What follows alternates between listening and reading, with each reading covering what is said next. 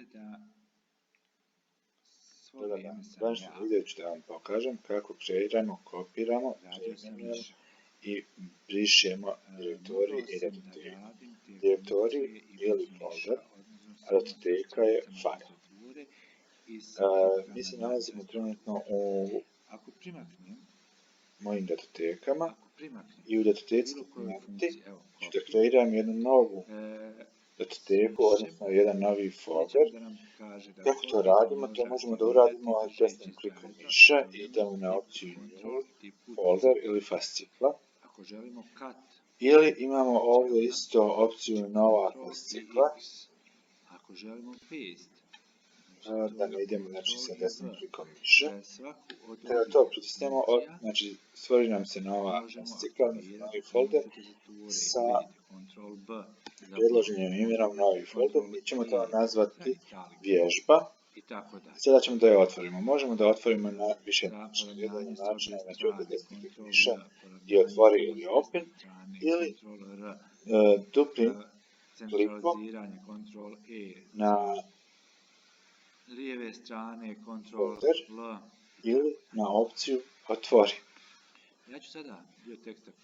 Unutar ovog foldera ćemo kreirati još jedan folder koji ćemo nazvati vježba 1, a unutar tog foldera ćemo formirati datoteka, odnosno file.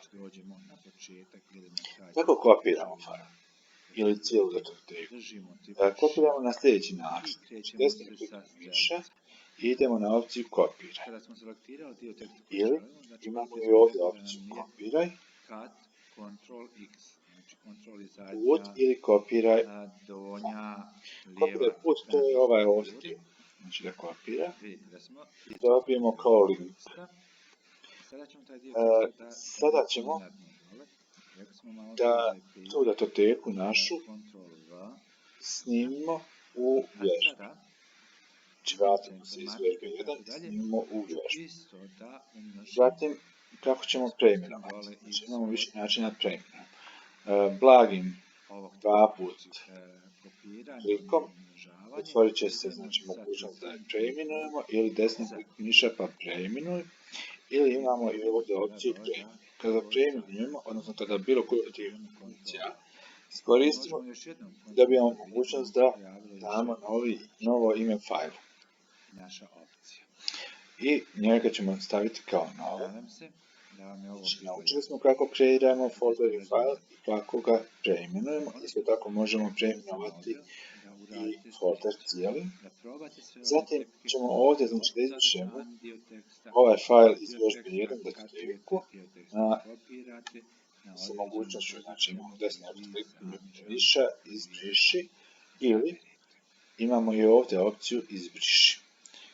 Znači koje god želimo, znači ovdje nam daje mogućnost odnosno Ctrl delete. Zatim na isti način brišemo i onaj folder, znači opet desnim klikom miša ili ovdje isto izbriši. Znači šta smo uradili? Izbrisali smo unutar datoteke vježba 1, odnosno unutar foldera vježba 1 smo izbrisali datoteka. Zatim smo taj folder vježba 1 izbrisali iz foldera vježba. I ostao nam je samo ovaj folder, odnosno ovaj folder vježba i unutar njega datoteka, odnosno file nova. Toliko za danas. Doviđenja i prijatno.